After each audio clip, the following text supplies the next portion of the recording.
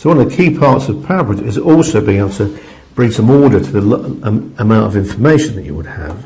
And we've already seen briefly how we can have different tables, but so these columns allow us to put different information in a column on the spreadsheet, and you can choose from whichever one you like, and you can go behind each column and define further information, and you can also format a cell to give it a date format or a duration format or number format or whatever. But this group of columns can be saved away and given a name and recovered and in the future. So someone in the company might have made a specific progress report, and you can replicate that as this set of columns, so you can fill that in, or later on we might be talking about financial values, and so we can have different headings for different cost values, or we might have different resources, and so we can put these in different groups and we can come back to them whenever we want. So the ability to have different named table sets is quite an important feature.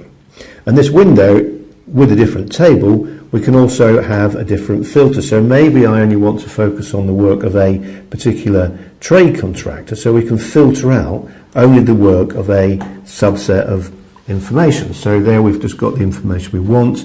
We can choose to change the appearance, so we don't want to show the critical path or the logic links. So we could save that information away in that sense, but we could also sort it by a different view, like start date, for example.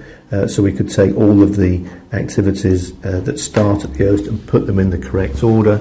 So all of that information we can save away, and we can give this view a name. So we could save this as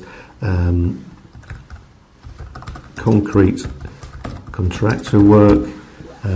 We can also put it in categories that you can create, and so I can recreate a different window. We open it in a different tab. That's got my original information. Here's the one that I just made a moment ago, so we can close that one, and at any time we can open a view of information, and it's exactly how we want it. We can display these windows in side by side, and so you can see then if you make a change in any one area, you see the impact it has in every other area. So views are an important mechanism for allowing you to focus on just the information that you want. So in our main window back here, I could also look at a sort, because it's a way of grouping.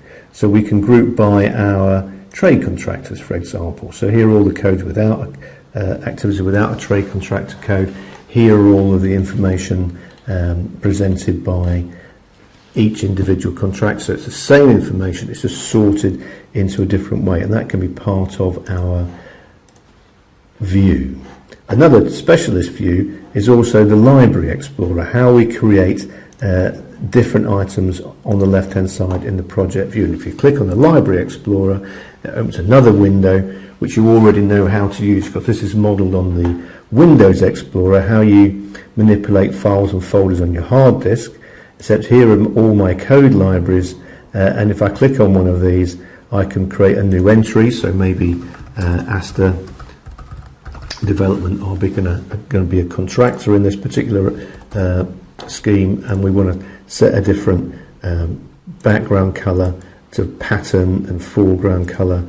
So all of these things are under your control. So you can set a sort order for this, so it might be number 18, so in any sort we'd see the order in which it was presented. So in this way we can also edit our calendars, so you can right mouse drag and you can copy in exactly the same way that you would in Windows Explorer with files and folders.